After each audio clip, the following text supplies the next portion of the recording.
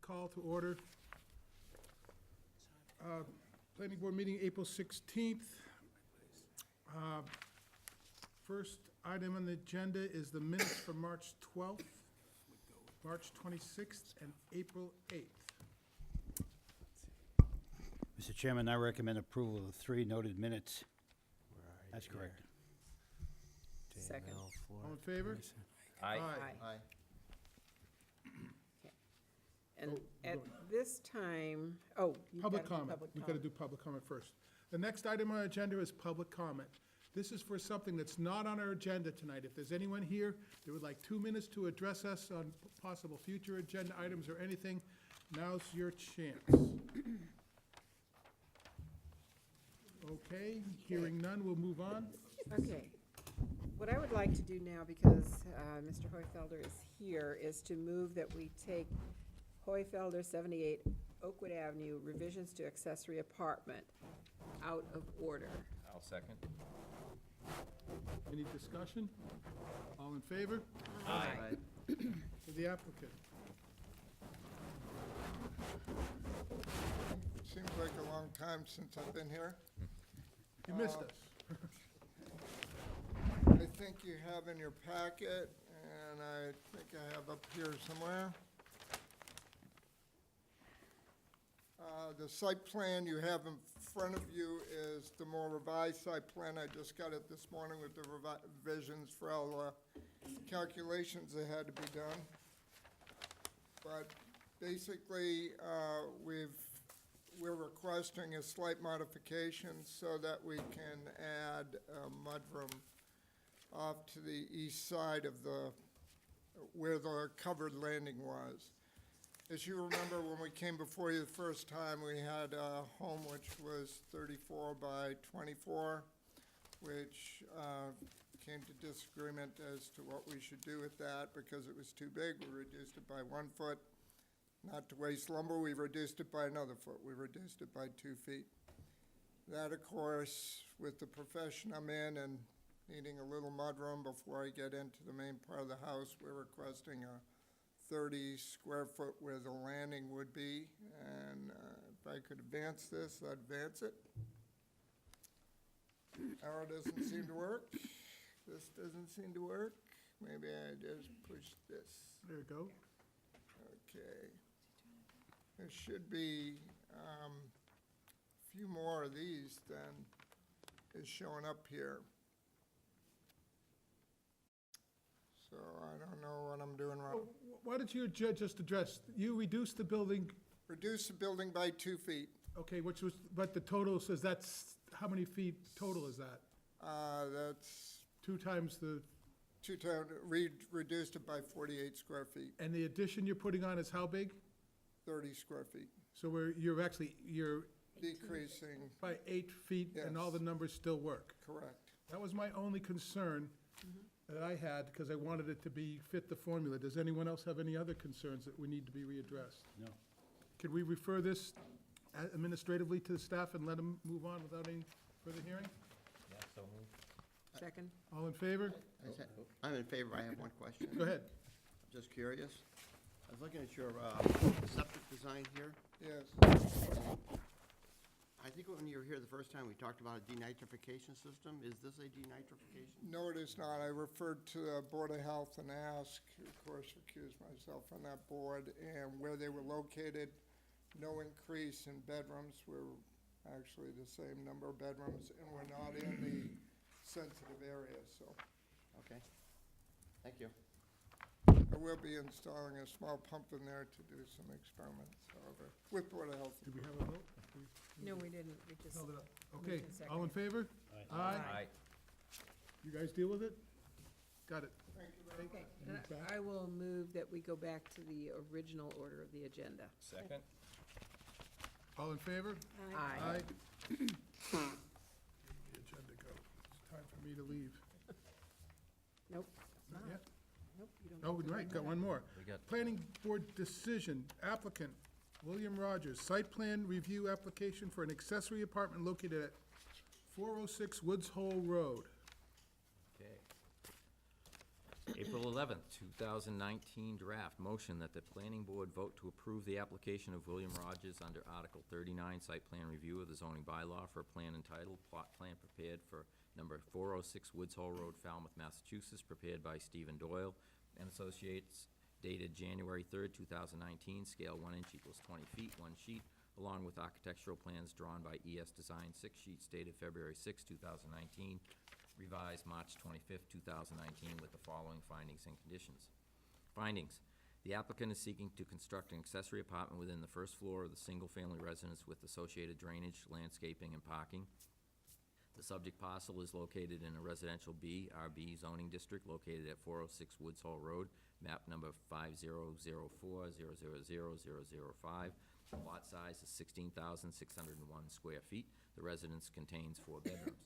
The applicant is proposing to remove 2 bedrooms and have 1 bedroom in the apartment and 1 bedroom in the residence. Since there is a net loss in bedrooms, there will be no requirement for a septic system upgrade. The proposed apartment will be 333 square feet. The primary residence is 1,586 square feet, which will result in 21% relationship between the principal residence floor area and the proposed accessory apartment. The planning board's review does not include building code review, and the board defers to the building commissioner as to issues related to building code. The planning board would like to thank the applicant for revising plans and elevations based upon board review and comment. Findings pursuant to section 240.23.I of the zoning bylaw. A, only 1 accessory apartment shall be allowed per lot, and the above referenced application and plans comply with this requirement. B, either the principal dwelling or accessory apartment shall be owner occupied for a period of 7 months in every calendar year, or owned by a nonprofit organization or government authority whose primary purpose is to provide affordable housing. The board will condition its decision accordingly. C, either the principal dwelling or accessory apartment may be rented, but not both, during the 5 months the owner occupant may be absent. Rental period shall be no less than 6 months, and weekly, monthly rentals, summer rentals so-called, are expressly prohibited. Neither the principal dwelling nor accessory apartment shall be used as commercial accommodations at any time. The board will condition its decision accordingly. D, the accessory apartment shall have no more than 2 bedrooms and a maximum of 800 square feet of floor area, or 40% of the floor area of the principal dwelling, whichever is less. The above referenced plans comply with this requirement. E, the total number of bedrooms on the lot shall not exceed 4 when the lot contains less than 20,000 square feet. The lot contains 16,601 square feet of upland, therefore this requirement is not applicable. F, whether allowed as a matter of right or by special permit, accessory apartments located on lots subject to the provisions of the Water Resource Protection or Coastal Pond Overlay Districts, the total number of bedrooms shall not exceed 1 per 10,000 square feet of lot area, unless both the principal dwelling and accessory apartment are connected to the municipal sewer system or to an on-site septic system with enhanced nitrogen removal approved by the Board of Health. The property is not located in the Water Resource Protection District or the Coastal Pond Overlay District, therefore this requirement is non-applicable. G, 4, design standards. Accessory apartments, whether a part of new construction, reconstruction, alteration, or change to a single-family residence or accessory structure attached thereto shall maintain the following standards. A, the architectural effect as a result of the accessory apartment being constructed within the principal dwelling shall be that of a single-family residence compatible with the surrounding neighborhood. The board finds the proposed accessory apartment meets the applicable design standards for a single-family residence. B, parking for the accessory apartment shall be provided in a manner that is compatible with the surrounding neighborhood. The proposed parking is sufficient for the site and is compatible with the surrounding neighborhood. Conditions. 1, the plan shall be constructed as approved. Any changes shall be reviewed by the planning board to determine if a modification of this decision is necessary. Pursuant to Section 240-183B of the zoning bylaw, no permit for full or partial occupancy shall be issued until the planning board is satisfied that the conditions of this approval and predecessor approvals have been met.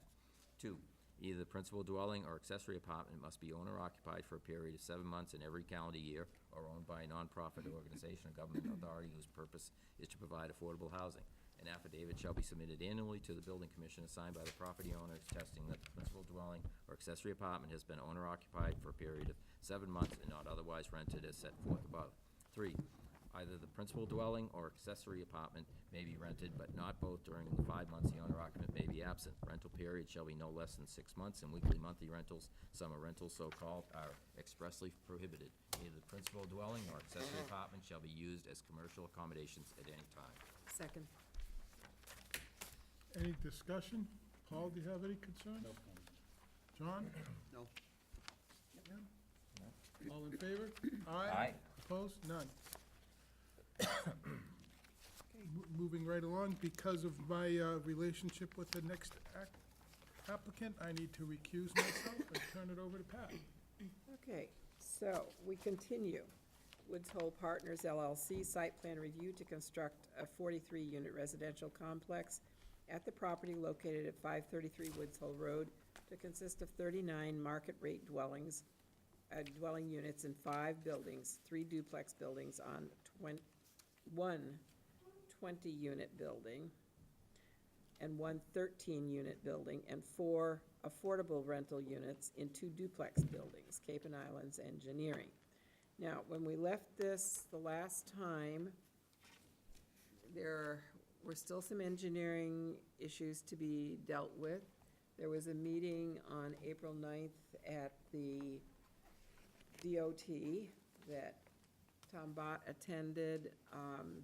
There were questions as to the Massachusetts Historic Commission and the Falmouth Historical Commission. And I think we're still dealing with those. Have I missed any, Tom, that you recall? I think that's a pretty good summary. If I may, Corey has been sort of dealing with the site plan revisions and the communications with engineering, and I understand we're in the midst of well, if you would just kind of take me home, we received revised plans, we sent them to engineering, and engineering, I believe, has made comments back. I think Bob Ament handed me, Mr. Ament, a reply letter late this afternoon that I haven't looked at. Between town meeting last week and a short week this week, we're Compressed. we're trying to look more prepared than we are.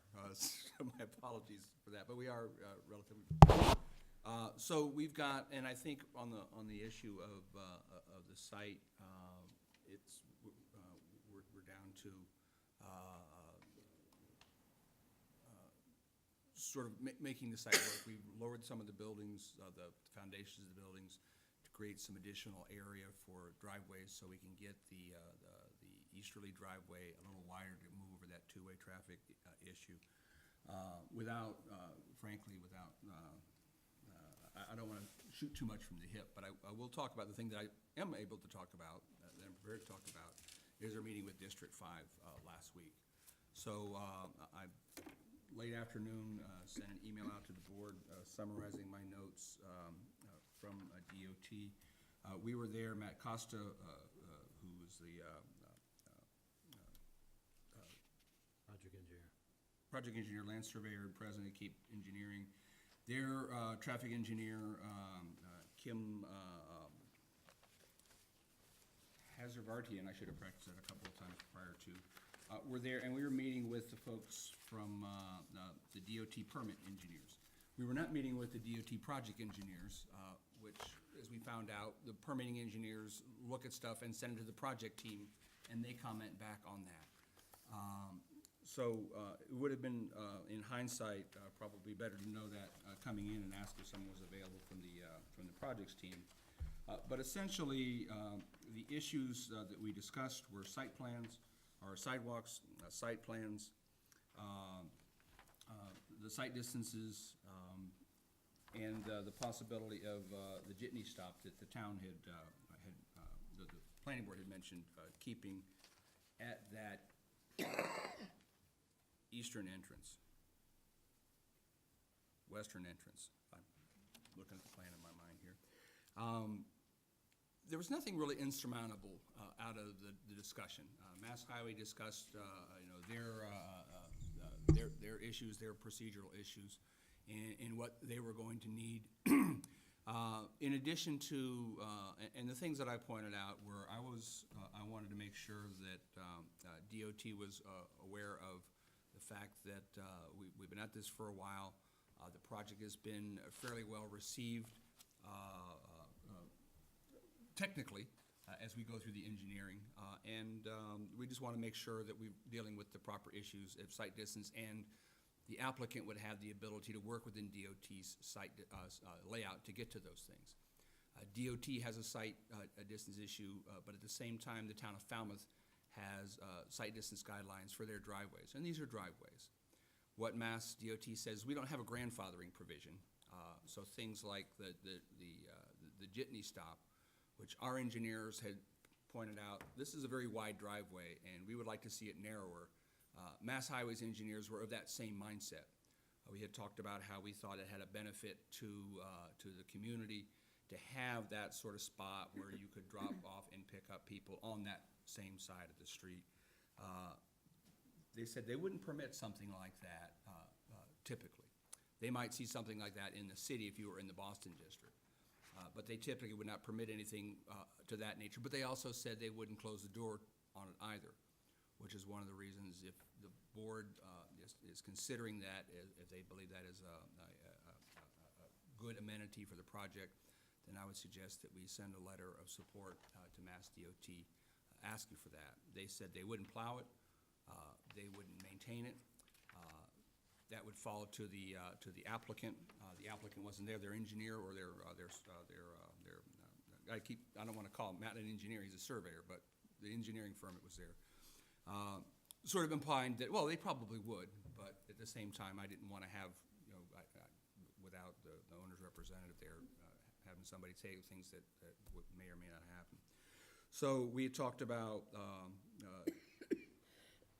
addressing those site distance issues, both Mass Highways and the towns, to the point that they can, and then if we cannot get fully to that point, and I don't know that we can't, I just pointed out previously, nothing seemed insurmountable in the discussion that we were having. But if we have a standard, it's been my experience working with planning boards in the past that the planning board wants to see their standard met, and if it can't be met, what sort of mitigation can we apply to that?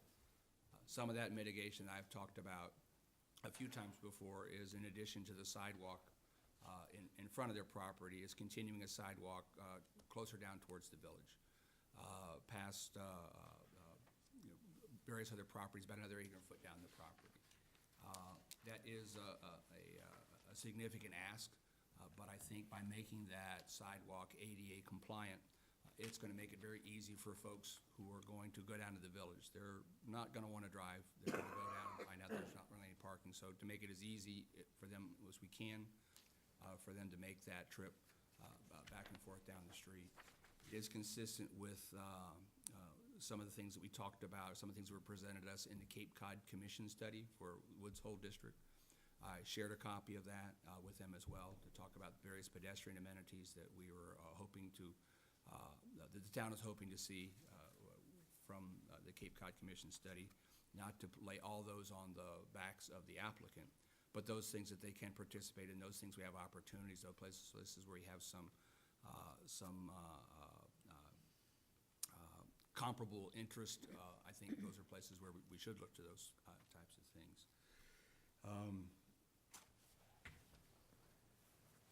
I was asked by some of the, or at least by one of the folks who've been here before, to make sure that I talked to Mass Highway about all the improvements, which is why I brought the Cape Cod version of things. I know there are people who have talked about, wouldn't it be great if there was a crosswalk across Woods Hole Road? Sort of in this general area near Church Street. For the most part, Mass DOT, like most other DOTs, are not inclined to put crosswalks in mid-block crossings, even though there's an intersection across the way. While and there's nothing in the Cape Cod study that says there should be a crosswalk across this point, but I wanted to make sure that I was clear on their perspective for that. So nothing insurmountable, nothing I don't think can be dealt with. But we just got to make sure that we're on sound footing from my perspective in order to move on to that. What Mass Highway would like to see are the approvals from the planning board and the ZBA prior to them finalizing their permits. So our work, our decisions would be contingent on those things that are permissible under the MassDOT permit. The other thing I pointed out is we've had a couple different site distance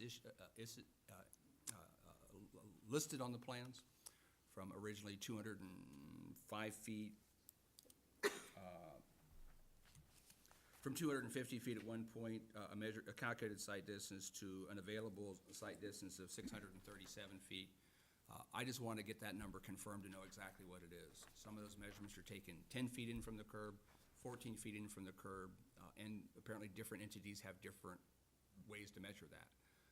My concern is that we comply with our standard to the extent that we can be, and those things did not seem insurmountable to the Are you folks. satisfied with that now, Tom? Are the difference in these, Well, no, because I still don't know exactly what they are. I mean, Okay. at one point, the engineer said, well, that was a typo that started us at 250, but like I said, I'm not an engineer. I work with a lot of engineers, and when an engineer can clarify that for me, then I know that we've got the number that we should be working off of. okay. So we still have site distances, that's a question. We still have site distances not been determined, but as I pointed out, they do not seem to be an insurmountable issue. Okay. And you would be asking the board to send a letter of support Well, for the, if the board thinks that's a good idea, I know that, but for that jitney stop. Paul? If I remember correctly, when we talked about this to the applicant in reference to the sidewalk, he said he would consider that. Is there a commitment from the applicant to install that sidewalk? well, they're here, but I know that they've expressed a commitment to replace the sidewalk in front of their property. But they are, and if I mischaracterize anything, let me know. But they would be very concerned about what the cost of that additional sidewalk is and how its impact on doing the project. From my understanding, they didn't want to agree piecemeal to additional things. If that's all it was, they might agree to it, but I did not hear any commitment to complete the sidewalk down toward the library. Nor have I. So I think we need to address that. Secondly, on the site distance, this property's been used for a long, long time with a lot of people coming in and out, and it seems to be working fairly well. I understand the site distances, but the problem with this area is it's a curved, steep area, and people racing to get on the ferry or trucks coming down, coming at a pretty high rate of speed. If I look at the site distances, if the state were to reduce the speed limit from 35 to at least 30, the site distance would be almost met in the cases looking east and west.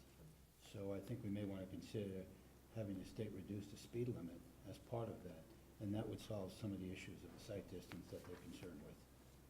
I think if the board wants to include that in a letter, I think it's perfectly appropriate. As speed studies are one of those things that typically when you talk about a speed limit, people do a speed study. And that speed study is based on the observed speed at the 85th percentile. And oftentimes, particularly when residential folks are looking for a speed study for a road that's posted at 35 miles an hour, when the data comes back, the speed study goes, well, actually, 35's a little low. So I'm always a bit concerned, based on the history of speed studies going in the opposite direction of what's hoped for by the applicant, to get to that point. I know there was considerable discussion with Mass DOT on Palmer Ave about where the speed limit signs would be near Goodwill Park, similarly on Gifford Street as well. So I know they can move and they can shift, but it's not simply filling out, almost like most things with most bureaucracies, it's not simply filling out a form and that sort of happens. Well, in this particular case, you're coming to an intersection where trucks and others either turn left to get to the ferry, or they come into a fairly congested village. So they have to slow down anyway. So it wouldn't be, in my mind, a problem to reduce the speed limit a little further up the road, which would accommodate not only the site distances we're talking about, but would also provide more of a safety factor going into the village and making a left-hand turn to the ferry terminal. Absolutely. Or would a sign, there are a lot of times you have signs that show intersections coming into the road. Would that be an easier fix? Because they have to be approved by DOT. And that's what I talked about, potential mitigation. One of the last projects I did in Kingston had 40-ish unit development. I don't know that it was age restricted, on a rise in the road. And they couldn't quite get the sight distance there, but the upshot was a rapid flashing beacon with a line, I forget exactly what the signage was, but essentially noting that. Yeah. They do those things with solar these days, so it's not the issue that they used to be. But at the same time, that's some of that mitigation I talked about. If you can't get to that number, X, if you can get to X plus or minus a couple, then sometimes some additional mitigation in there can get you that number. But I want to point out, as I have before, that the site distances that we were discussing did not seem insurmountable. I don't want to give anybody the impression that this is, a deal stopper. And at the same time, MassDOT said, we don't have grandfathering. If we're giving somebody a permit, much like the Jitney, they said, we would never approve that today. And because we're doing a project here, we might ask you to get rid of it in the interim because of, much like Falmouth Engineering Division's comments, the width of that driveway. So we would be sort of swimming against the grain. But if we got a good story from an elected board who says this is a benefit to the community and a benefit to the project, I think that carries some weight with MassDOT, at least I hope it does. Does anyone have other questions of Tom? I just, I'd like to get a summary in writing of what we have left to do here before we can vote on this site plan, make a decision. It's been going on for quite some time, and when I read all of the engineers' statements, it's like they've all been taken care of, except maybe a couple of minor items, but. Yeah, I And I know there's some height concerns, but I think, for me personally, I'd like to just see it consolidated into 4 things or 9 things, or whatever it is that the applicant has to address, and then see if we can get on with this. Well, the good news, we'll be And- back here in a week, and we'll get that for you here in the next couple of days. And I have just one other question. I missed one of the meetings, and I see this Jitney thing on here. I do not remember the Jitney before.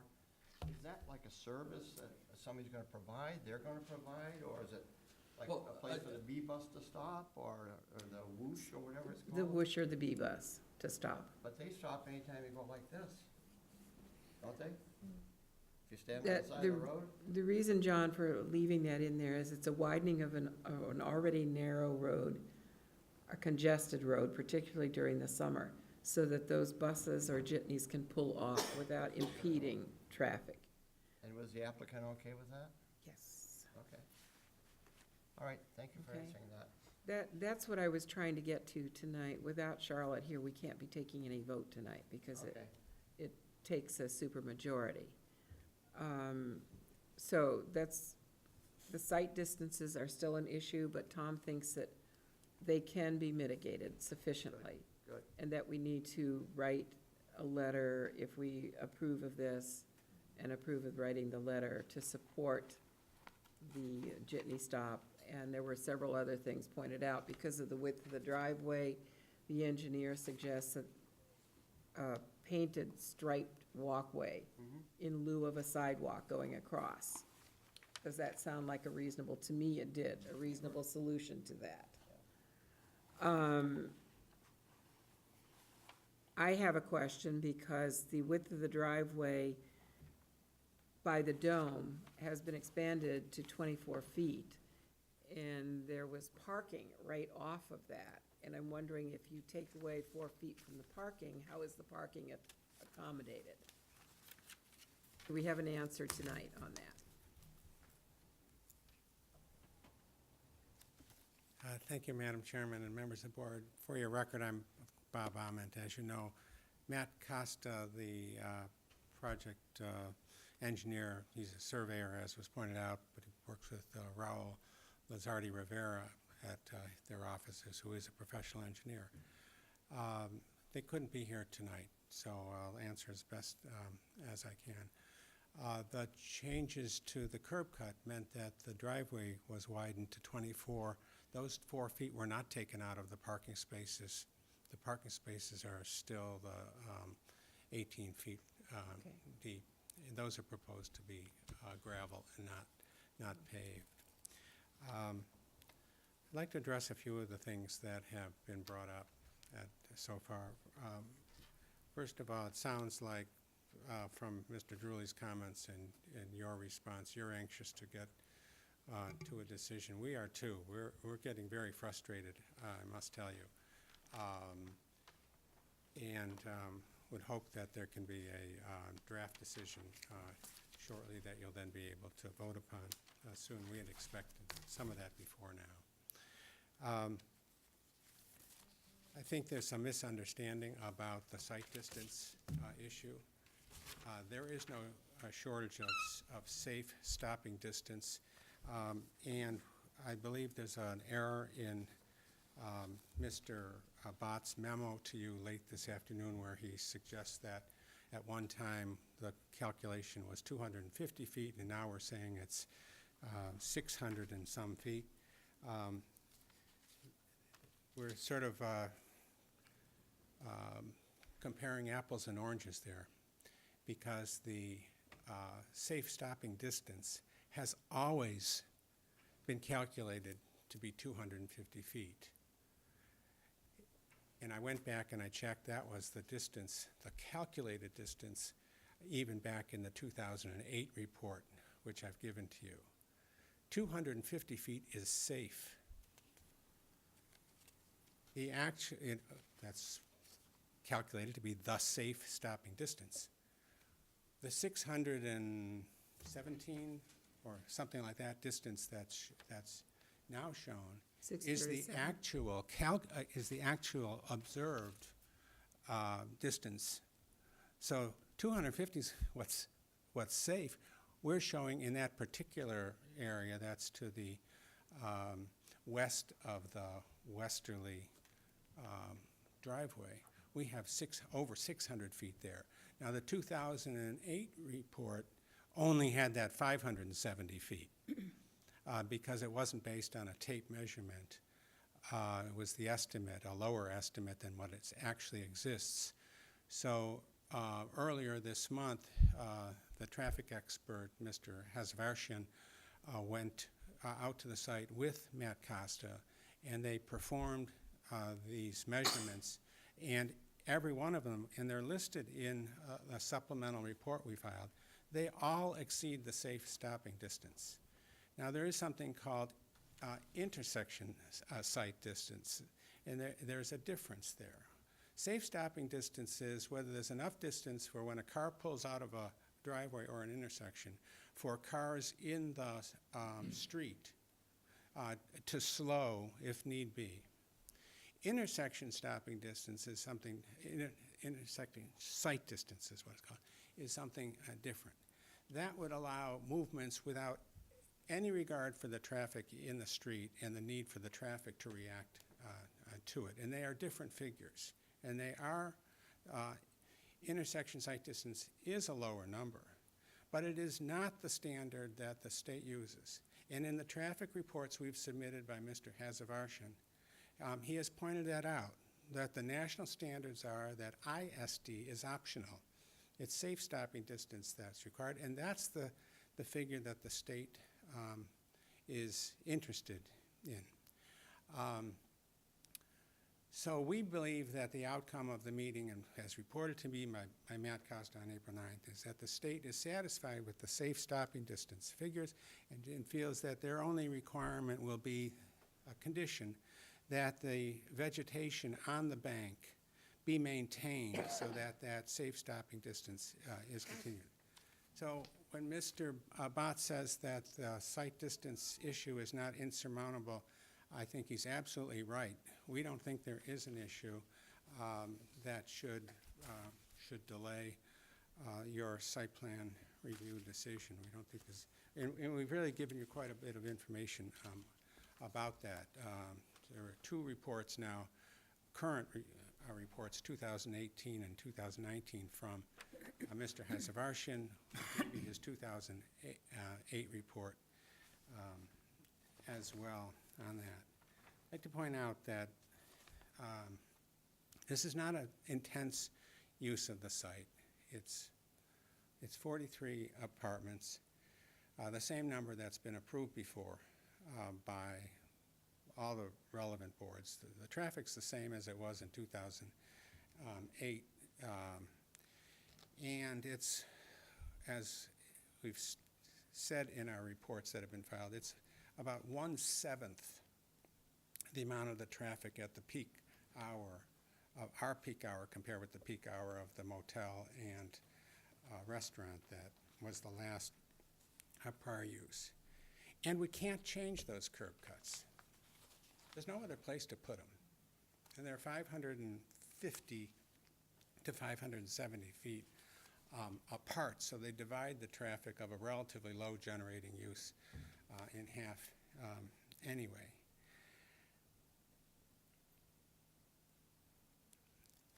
We're proposing to restore the dome.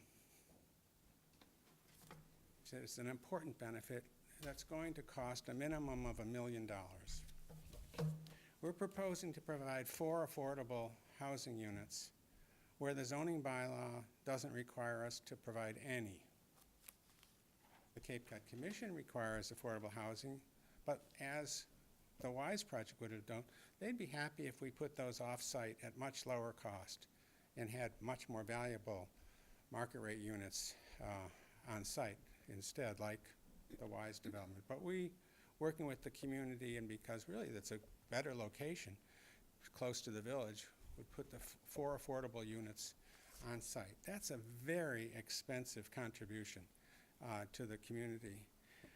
And we've agreed to rebuild the sidewalk in front of the property, which is 500, as I said, actually 590 feet of combined improvements to ADA curb cuts and sidewalk. We don't have the figure for that yet. But we've been told they'll require 3 police details while that work is being done because it's on a curve. And that's going to be very expensive.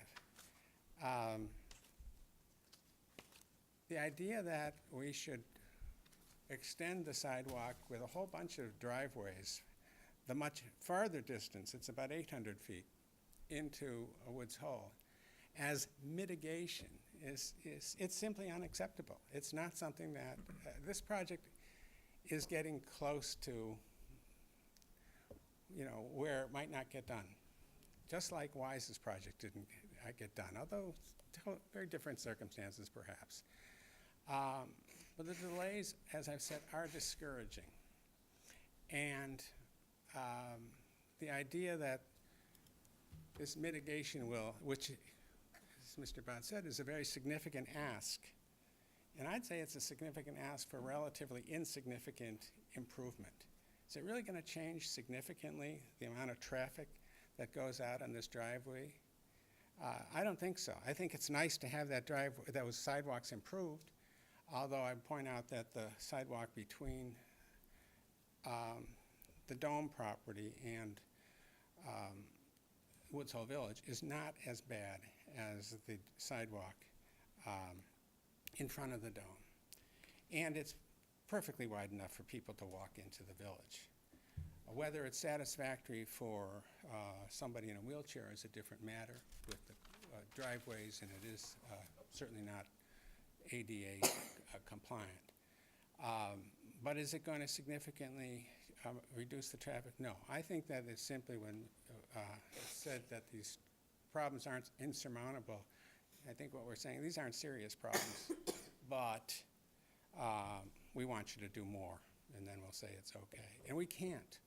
We can't do that. We really want the planning board to as soon as possible, and I know you can't do it tonight, vote on this project, get a decision issued, and then hopefully the same will be true of the Board of Appeals. Now, we still have a lot of permitting to do. We have to go back to the Cape Cod Commission because there have been some modifications to that project, to the project since they approved the plan. And we have to deal with the Massachusetts Historical Commission and the Falmouth Historical Commission.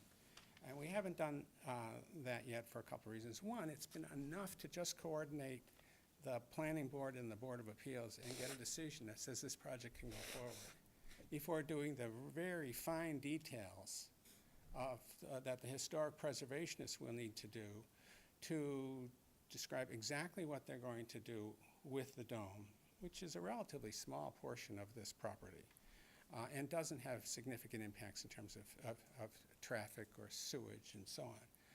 But we'll need to deal with that with the local historical commission and the state.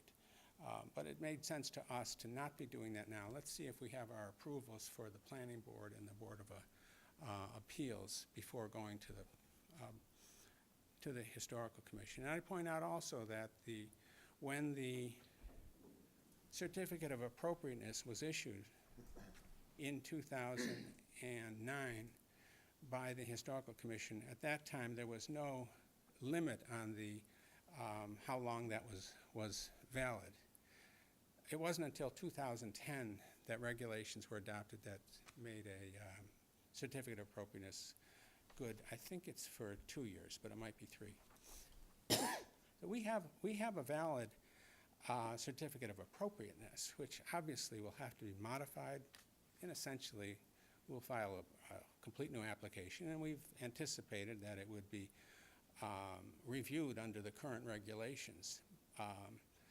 But for all of these reasons, we felt that we needed to get through the Planning Board and the Board of Appeals and have the Cape Cod Commission have approved this project, which is conditioned on our getting a preservation restriction with the state and we can't do that without having all of the details. And I mean, just the planning for what will have to be done with the dome, every single stick in the dome is going to have to be evaluated. It's a huge bit of work, and we didn't want to be doing that in that kind of nitty-gritty when we don't even have a project approved. So we know we have to go to the Historical Commission, but we haven't done it yet for those reasons. Anyway, I hope that tells you where some of what we're at. I should mention that, yes, we did reduce the height of the buildings a couple of feet to make sure that they complied. We continue to believe that the zoning bylaw business redevelopment district allows for 3-story buildings, which is exactly what it says, without the modifier 2.5 stories. So we've proposed buildings that, while they're not all 3 levels, that is all 3 feet across, they're sort of not 2.5 story, but something like 2.65 story buildings, which makes them 3-story buildings. We think that we're in full compliance. We've submitted 2 letters with lots of case law cited to the town council. And I talked to him last week. He hadn't yet reviewed what we said, but we're confident that our buildings are complying with the height. We realize that there are neighbors nearby who are much lower because of the topography. We've located the closest building to those Fern Lane neighbors 70 feet away, whereas a house could be 10 feet away. In the Business Redevelopment District, the setback is only 10 feet. We have 70-foot setbacks, and yeah, the topography is such that, you know, they're up high, but they comply with the bylaw. So that's one of the changes that we made. We also rotated Building D, one of the duplexes, which is along the road, so that it's not as close to Woods Hole Road as had been shown. And the result now is that there is no decrease in view from the dome at all. I think it's a 135-degree view shed, and of course that means you can see the dome from the street as well. So we made that change in response to comments that have been made. That's pretty much it. We I'd like to appreciate make your- a comment, Bob. I appreciate everything you have done. Because you really have answered, I think, most all of our concerns. I have one comment, because I don't know whether this was discussed at the DOT meeting, is that to widen the sidewalk, you had to speak with them about clearing and cutting into the hillside. That is Massachusetts property. Was that brought up at all? Yeah, the only discussion, there wasn't any discussion about excavating. The idea is if you can clear some of the brush that's along the slope on the back side of the utility poles as you look down the street, that should suffice. But there wasn't any discussion about any excavations, the necessity for any excavations or for any tree removal.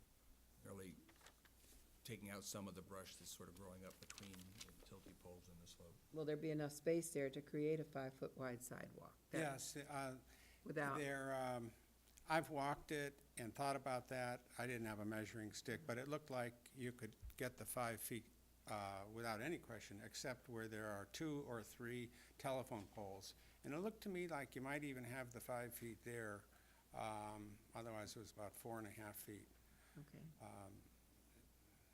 So, And along that same line, Peter McConerty and I took a site visit a few months back. He looked at it as well, and we didn't feel, if we were gonna be talking about moving utility poles, that's just beyond the pale to ask a 43-unit development to improve a sidewalk and move utility poles. That's just Yeah. beyond the pale. So that's why we looked at that and thought, well, you've got behind the curb, the existing curb, and between the utility poles. The biggest issue, the biggest nut to crack there is every time you come through a driveway, that transition has to be fixed, and that's frankly the biggest issue with making ADA compliant sidewalk is having those transitions at the driveways. Unless there's a telephone pole in the middle of the sidewalk. Said if there were. You can't do anything about that. If we had what you see an awful lot of with a utility pole in the sidewalk at the back of the sidewalk, that would be considerably more difficult to try to get to that. I don't know who was first here. Just an additional comment. This is a very important project, and I think the applicant has made some very good efforts, not only to preserve the dome, but to address many issues of the planning board. There's a few things we're talking about tonight. You say it's unacceptable to have the sidewalk. I think it's a benefit to an age-restrictive community to have that sidewalk, to be able to walk downtown to downtown Woods Hole. I think that's an important element in your development. And I think you're overestimating the cost because the curbs are in. You're just talking about clearing an area and paving the walkway, which is not like putting in granite curbs and things of that nature. It's not what's being talked about. I think when you get to, I don't know why you're saying it's unacceptable. That seems to be a pretty stark comment. when you get to each of the driveways, and there are quite a few curb cuts, each of them would require the proper sloping and the rubber pebble surface And at each of those, you would need to put in new curbing to accommodate that.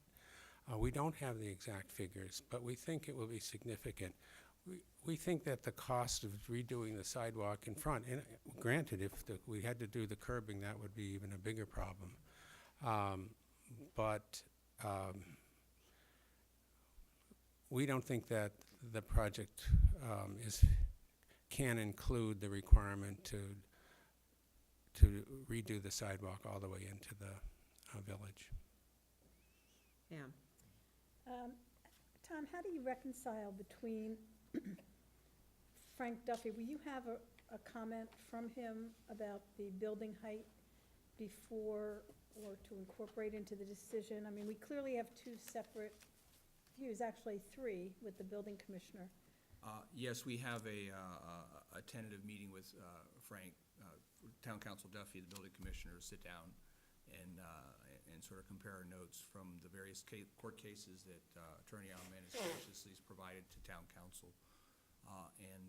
We had a discussion last week during the town meeting, and Frank says, we'll talk about it next week after we get back from town meeting. So we'll have a meeting of the minds and correspondence back to council prior. Well, I can't speak for Mr. Duffy. We're meeting this week to talk about it and make sure we're all on the same page with that. I'd like to have some resolution before we vote on it.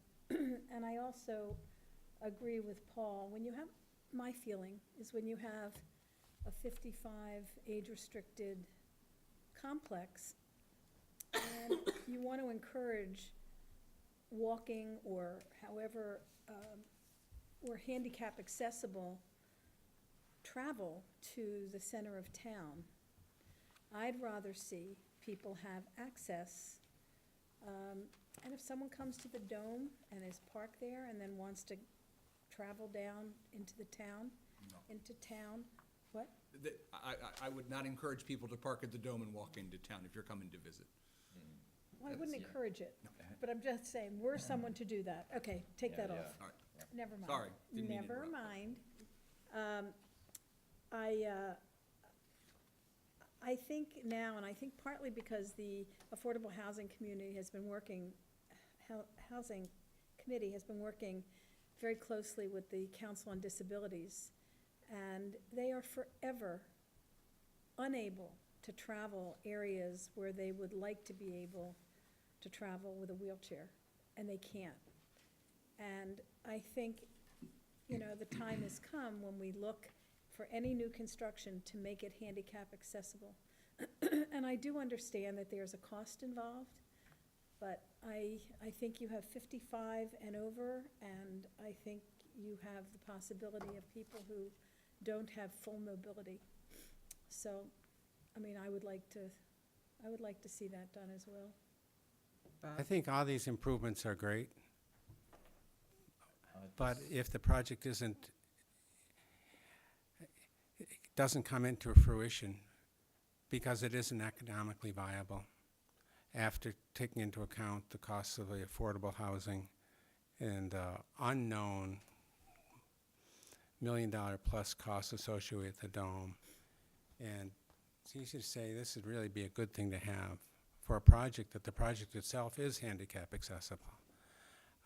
And we're going to redo a significant portion of driveway. But it isn't clear that this project will go forward if we keep piling on requirements, and we anticipate we're going to have a lot of expenses unknown related to the Dome.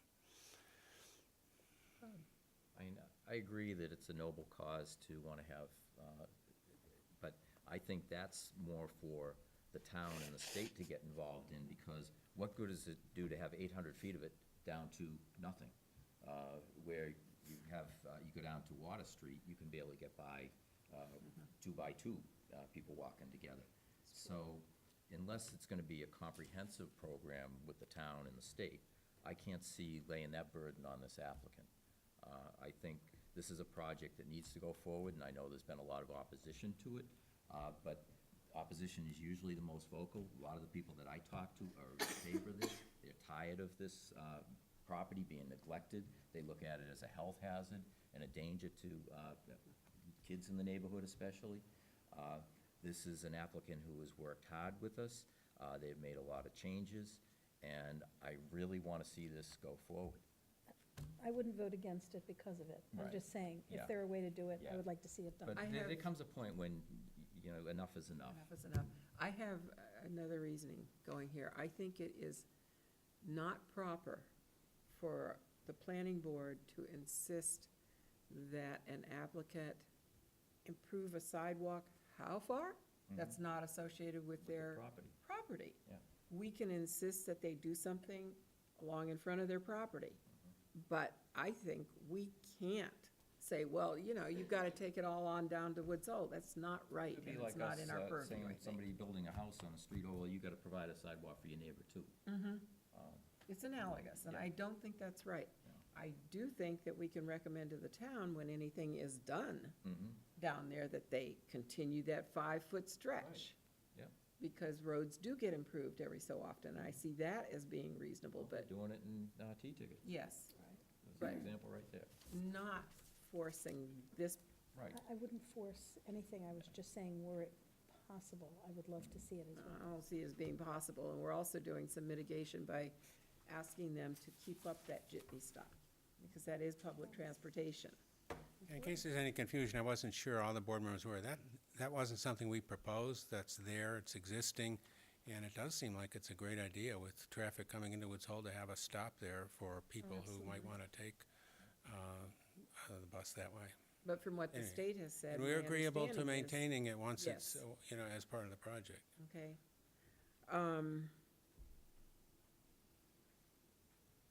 I think, John, I just think that it's been a long process for the applicant and for the town. What we don't see is the time they spent at the Cape Cod Commission. And I think when this project, if it gets approved, it's gonna be polished. And I'm really excited to hear they're gonna have a preservation restriction on the dome. Because that means they're gonna have to do it right, and it'll be there forever. So I like a lot of the things that we see here, and I would like to try to get this resolved. and this is why I was going to suggest that with the concurrence of the members of the board who are here now, I would like to suggest that, because this is gonna be a complex decision, that our staff starts working on a decision, a first draft, Yeah. that we can have before us next week to give a lot of thought and a lot of discussion to. I think it's time to do that, and I think that there are going to have to be certain provisions put on the if-then. If Mass Historic makes some demands that would impinge upon our decision, then it would have to come back to us for a potential change. Or if it were insignificant, that it could be administratively reviewed and approved. But I think if Tom and Corey begin working on a first draft that we can have before us next time, it will be complex enough in our review that it certainly will not be done. Charlotte will be here at that point in time as well. I hesitate to take a vote because it is significant and Yeah. needs a supermajority to, until Charlotte is here. Do you all concur with that start? Absolutely. Yes. Okay. Paul, you do too. Okay. Then the other thing that we would have to have, because the extension just went through to the end of April, not that we will need it, I hope we don't, but we will definitely need it extended, and I would say, so we don't come back again 2 weeks later, if they could do a request for an extension to the end of May. And that would have to be ready for us to vote to accept next week. Yeah. Does that make sense? Good evening. For the record, I'm Mark Bogosian, one of the applicants. I want to say I think this might not be the perfect project, but it is a good project. And we have really tried. So at this point, I really need some help to move it along. And it feels like these extensions just put me out. You know, if we're going to ask for the end of May, we'll be here at the end of May. So I'd hope to see if we could get some headway the next week. Mark, I would hope that we will make a lot of headway next week with Charlotte here and with the discussion. but we won't have it in the final form that we could vote on until very likely our first meeting in May. That's why I'm just saying, we need it extended into Well, we May. don't have a problem with, we could extend past the first meeting in May, but that's different than the end of May. I don't think we're gonna use that, but, I don't think so. I don't think so either. I think we'd all would like to see this Yeah, Mm-hmm. finish.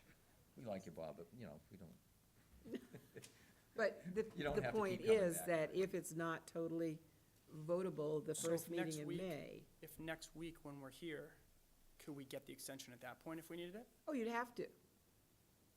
I definitely will be here. You'd have to request it next week, because Well, the, We would request it next week. Let's just see if we can try to, maybe if everybody feels good next week, we could vote on it next week. nope, not a chance. No. No. Because we're gonna have to have a discussion on it, and Charlotte hasn't been here, and she, I know, would like to discuss. Next week, let's find out when your next meeting is after. That's fine. that. See what you think we need, and maybe it's an extension until May 8th or May 10th or something. Yeah. May 14th. May Is 14th. the first planning board, scheduled planning board meeting in May. So I would say be prepared, that you have that letter requesting it, Okay, we'll take that up at the next meeting. okay? Thank you. Thank you.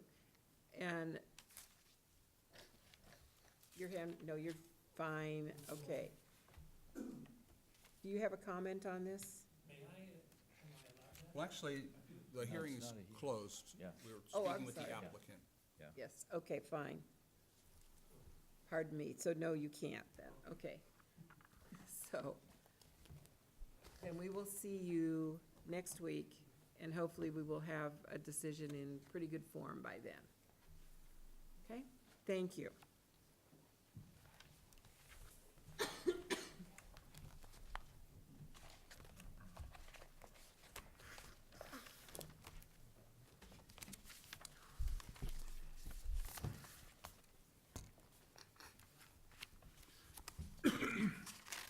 The next item on the agenda is CVS 105 Davis Straits, revisions to the site plans and plantings.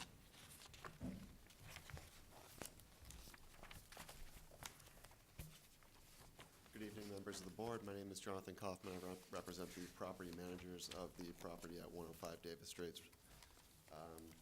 We are here because of the, how do I put it, the privet hedge, or the hedge that was intended for screening of cars' headlights, is not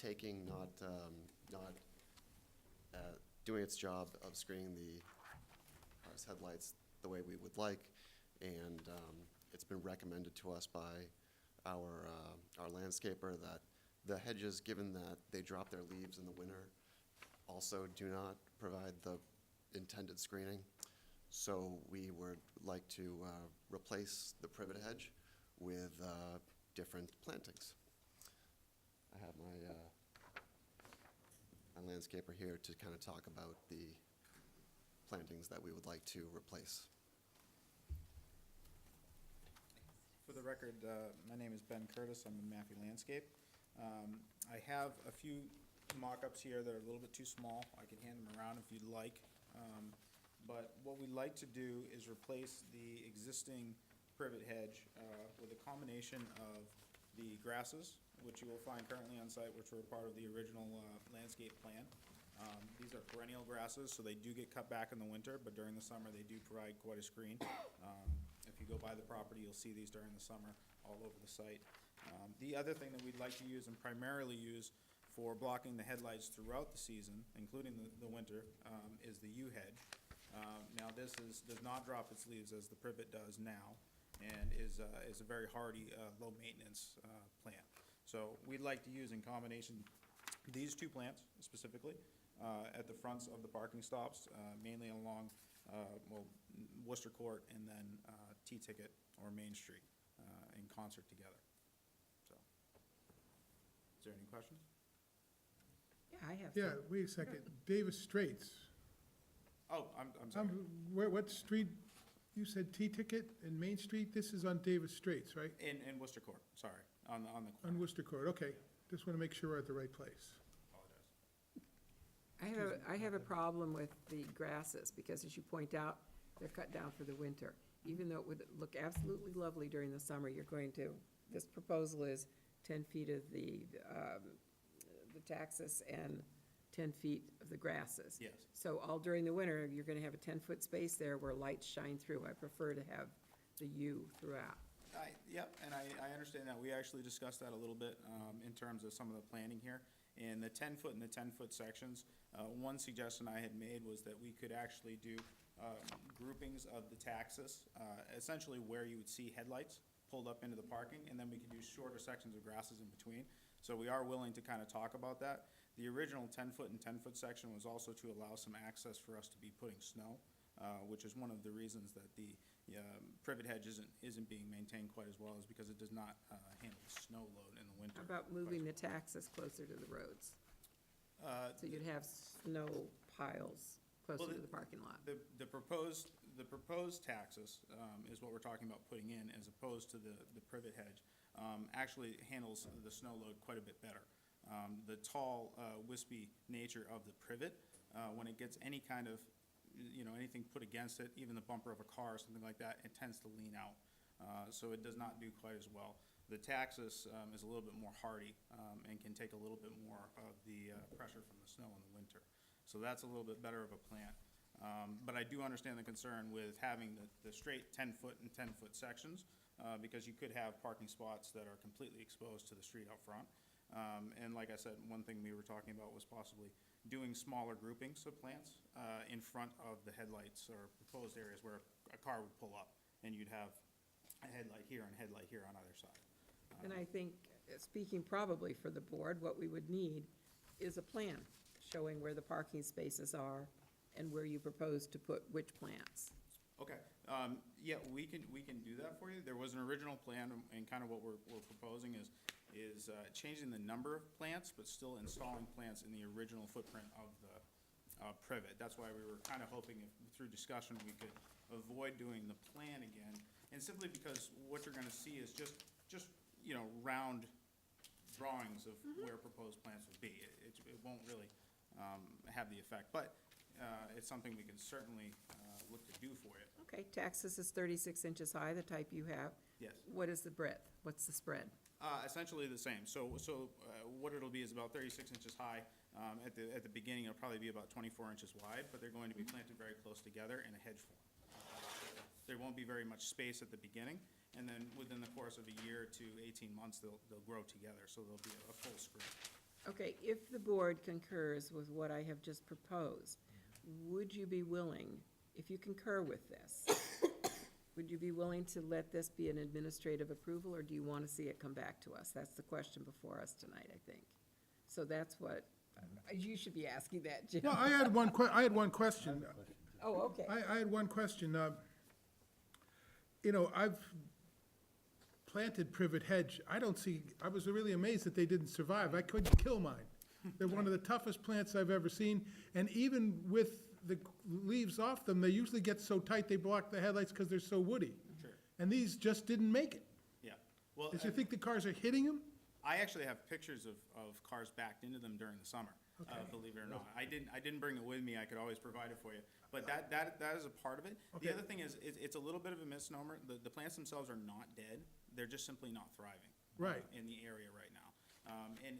In the long-term solution of a lot of maintenance to get them where they need to be, where they haven't gotten the last three years or so, if we go with the U's, you're gonna get that intended result from the original plan almost instantaneously. And, the long term on those privet, just like you said, you have privet, so the maintenance on that plant alone, really requires probably about three prunings a year to keep them at a certain height and then get that density that we're talking about, which will really break up headlights during the winter when they do drop their leaves. So again, we have somewhat of a solution here with a little bit less maintenance. So it's not the soil conditions, it's the wear they're getting from the cars actually hitting them. The cars. And the snow plows. Yeah, and in the winter conditions too. The other thing that they're not particularly happy with is salt conditions. So the salt is probably not helping them very much. Yeah, I don't salt my yard.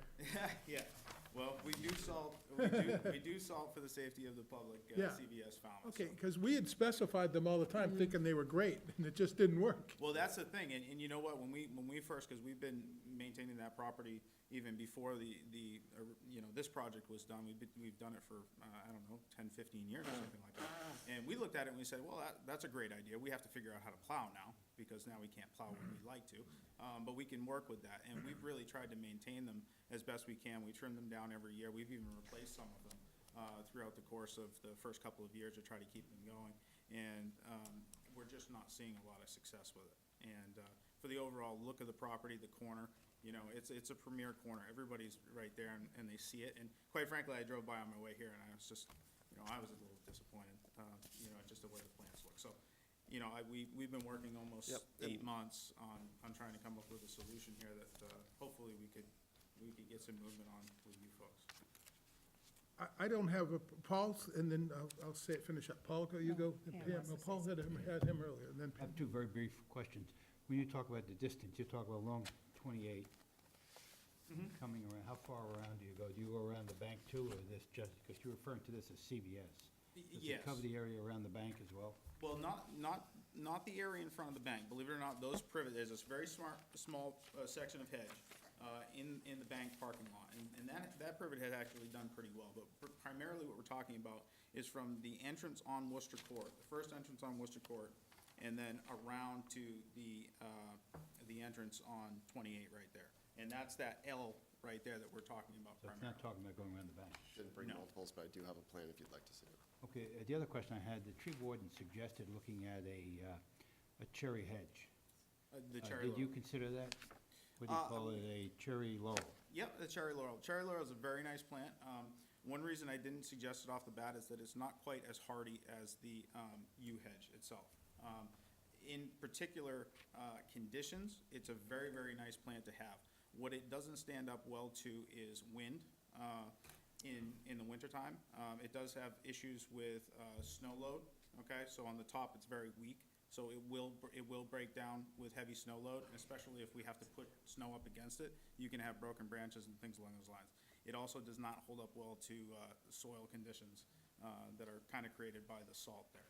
So there was a couple of things that we looked at. I thought it was a great plant myself, and in the right conditions, it absolutely would work. But my suggestion was to go with the yew hedge, which we know is relatively bulletproof. Thank you, thank you. Pam? So I'm wondering, what will be different? You're still gonna get salt from the plows, and you're gonna still get snow from the plows, and Sure. it's still gonna snow. Yes. So what's gonna make this different? Why will these survive? Simply the growing habits of the plant and the structure itself. So yew hedges are very forgiving to even if we have to snug snow up against them. The branches will actually bend themselves, and then once we pull the snow away or the snow melts on its own, the branches will go back to normal in the summertime. The privet hedge itself has a very small base to it, and if you put snow, a foot or two up on that, even with a mechanical device, the whole thing is gonna bend over. When it stays bent over for a long period of time, as you can actually see if you go to the site, for some of the things, it stays that way. And eventually, over time, it'll actually grow that direction. And disturbing the root base on that plant, such as it does from time to time, has really contributed to it, not taking and holding the way that we'd like it to do and thriving. These plants are far more hardy. And then again, in terms of the design, with some of the grasses being, perennials and cut down in the wintertime, it gives us some access points to be able to avoid actually contacting the privet hedge, or the yew hedge in the winter. We can actually change the way that we plow the property a little bit differently so that we're not harming them. So we can be conscious of that and try to avoid it at all costs. I'm satisfied. Tom, do you think you can deal with watching these things go as planned? If the board's comfortable, and my concern was is location, the issue.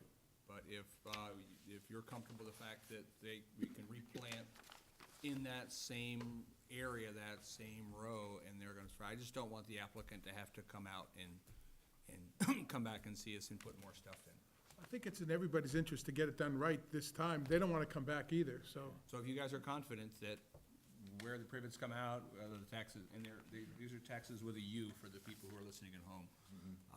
It is tax day in some states.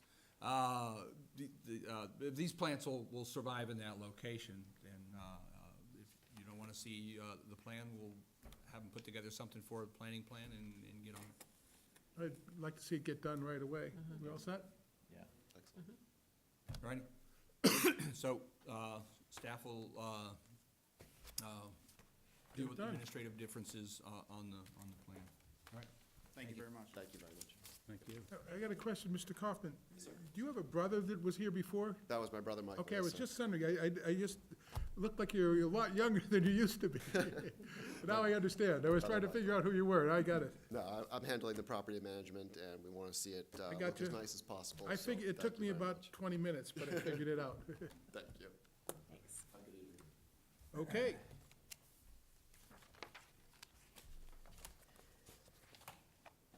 The next item is Messer, 109 Gilletta Drive. Now I have to recuse myself.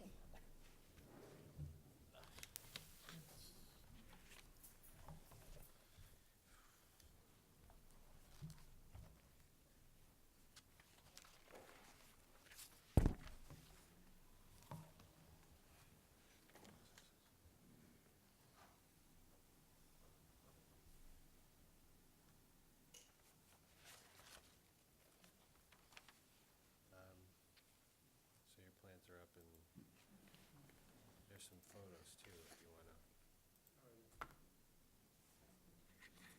This stuff now. Okay, so why are we back here again? We would like to request moving the driveway from the accepted plan that we put forward. And we have a bunch of reasons for that. On the accepted plan, there were some changes because of the excavation. They found clay and they had to do a lot more excavation and fill work. As a result, directly behind where we are supposed to pull out from the accepted parking space, there's a drop-off that's approximately 10 feet deep, that's about 15 feet behind where we're supposed to park. So we're concerned about that. The land where we are hoping to move the parking to is already cleared and has an H20 leach pit in there. So being able to make that change would potentially reduce runoff because we wouldn't have to do yet more excavation. If we have to go with the original plan, we may have to put in asphalt there because of crumbling on the edge of the driveway. So there would be less permeable land. It would also be obviously a much bigger expense. And if we can move the driveway where we're hoping to, it would also be safer for us to enter the building on the same floor in the winter without having to ascend icy steps. So we can just go straight into the basement of the building without having to contend with ice in the winter as we age.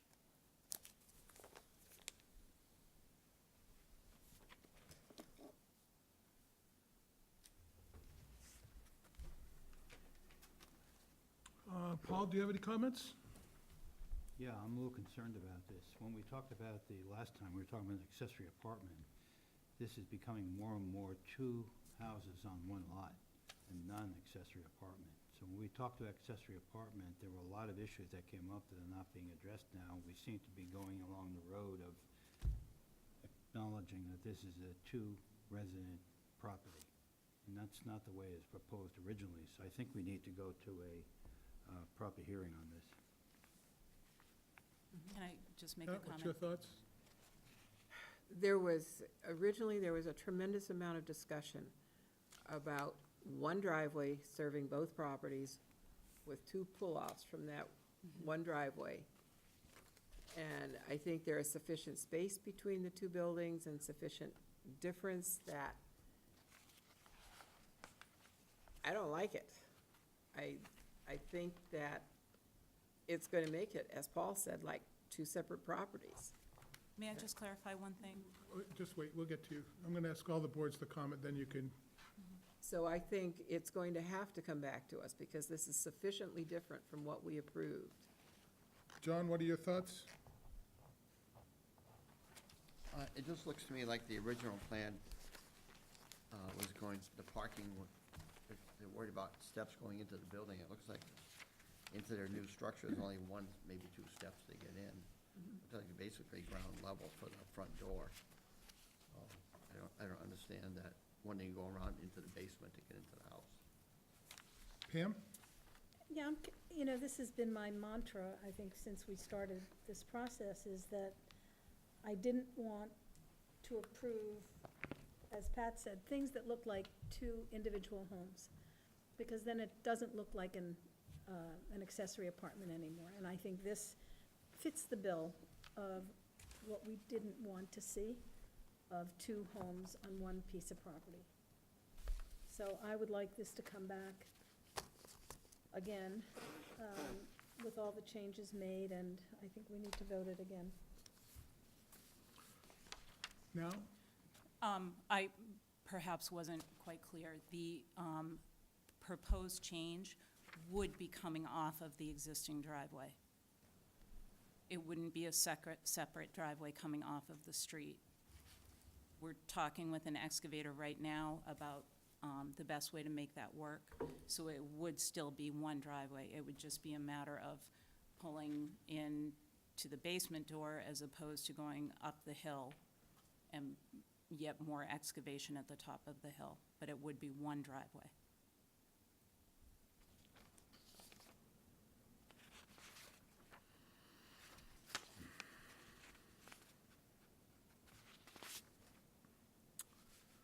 So what's our pleasure here, board? What are we doing?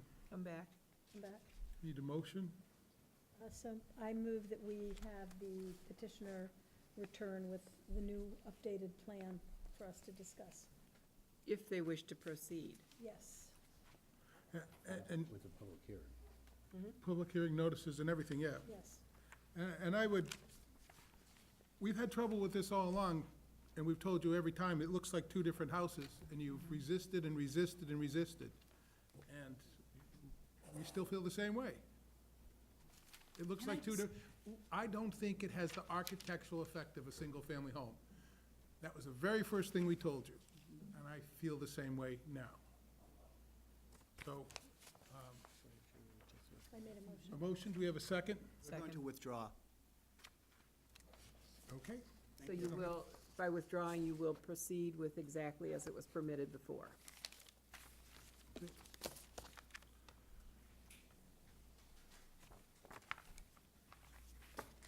All right.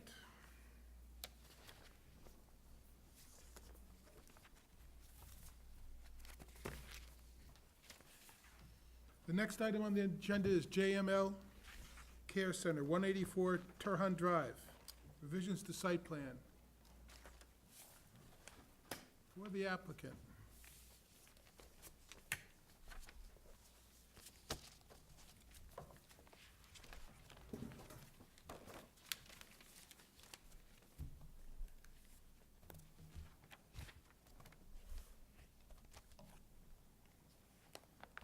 Hi again. I'm Bob Ament. Still? I still am. I represent Cape Cod Healthcare, which sometimes is still known as Falmouth Hospital Association, Inc., a record owner of the property known as JML Care Center, a skilled nursing home that is on Terhune Drive near the hospital. And I've submitted quite a few plans in the last week. I don't think I should try to show all of them to you. I only want to show as many plans as necessary to get the board to approve, essentially administratively, some rather, in the scope of the project, minor changes to your site plan review decision that was issued, I believe, in 2016. At that time, 5 different additions to JML were approved, they're here, along here. And together, they total, I think, around $15 million of renovations and improvements and upgrading to this facility, which at this point has been there for a number of years. No changes at all are proposed at this time, except with regard to the entrance. And this is the 2016 plan, and it shows what was proposed at that time. And the JML decided, I presume for financial reasons, to reduce significantly the size of that addition. They decided they didn't need as much office space. That was all 2 stories, and it included a significantly expanded activities area on the 2nd floor. And the new plans, which I'll get to, don't include that, and make other changes. So let's see if I can find those pretty quickly.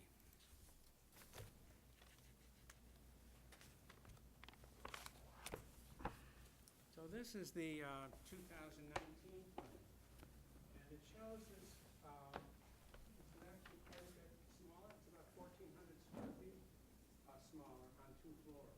The only thing on the 2nd floor now is just an elevator that was relocated from elsewhere in the addition. The other change is that the previous plan had a circle in this area that was landscaped that exists today. And the proposal in this plan is not only to reduce the size of the facility, but to change that circle to 4 more parking spaces. Some of you have probably been up to JML. There always is a need for more parking. There's enough space, but people are ending up parking on unpaved areas. And at least to get 4 more spaces right next to the building, 2 of them handicap accessible, will be very useful. So that's the change to the site, along with a little bit of change to the canopy that provides a undercover drive-through for people dropping off at a handicap accessible entry to the building. I have at least one more plan I want to show you.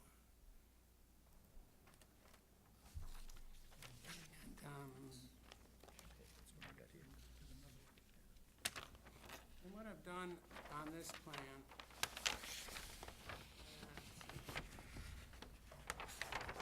is shown you what's in yellow on this plan is the addition that's no longer planned.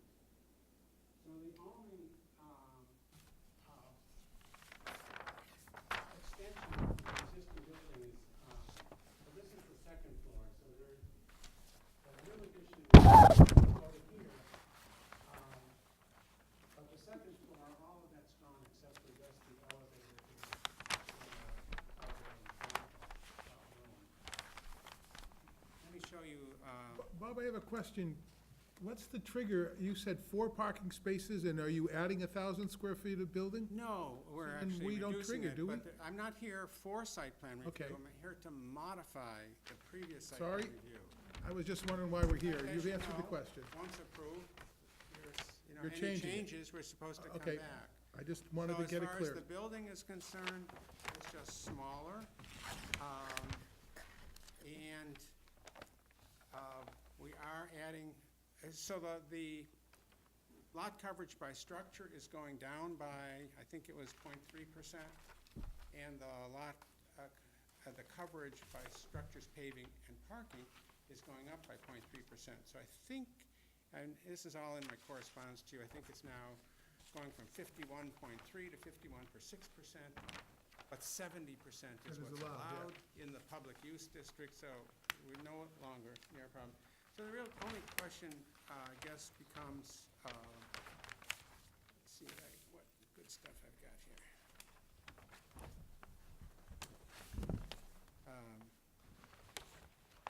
We've got plans that show the difference in the building, and that's the newly proposed revision. And the roof lines are simply different because it's a smaller addition.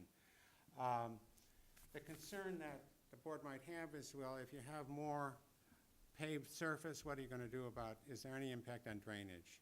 We have submitted a letter just today from Holmes and McGrath, from Tim Santos, the professional engineer, who says that the drainage will be taken care of by the existing system.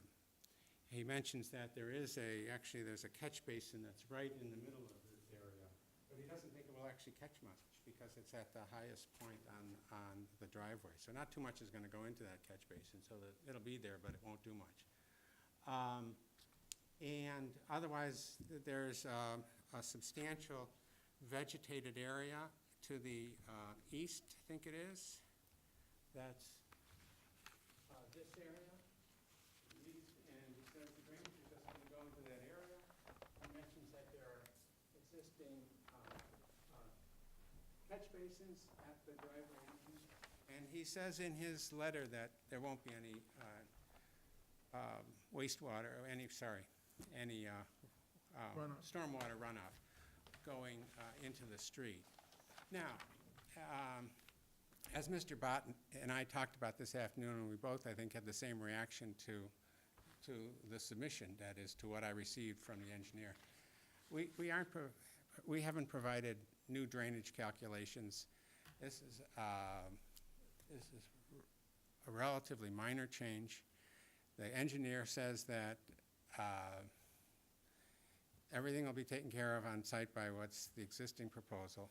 And I'm hoping that given the nature of this change, given the scope of the project, given that it's well away from the public way, that you're comfortable with relying on the conclusory statements that the Holmes and McGrath engineer has put in writing, and that you can approve this administrative change tonight. That'll make it a lot easier for JML, which hopes to start the construction on this part of their project in May. Paul, what are your thoughts? I have two thoughts. One is, I'm a little biased. They took good care of me when I was at JML. You might have to recuse yourself, I'm kidding. Aside from that, He's disclosed I'm it. very happy to see that the ambulance area is gonna be covered. When I was transported there, the vehicle had trouble with the lift, and I was in the rain and wind, and by the time I got inside, I was soaking wet. So I think that's a big improvement itself. It was really not a good scene. Yeah, I think it's worth pointing out, Paul, that the plans that have already been approved from 3 years ago included a canopy. This canopy, I think, is a little bit bigger, and I think there are some improvements to the access, but it was pretty much being taken care of previously. But it's clear, when you think about the entrance and having it not covered, this is a big improvement. Yeah, I don't see a problem with it.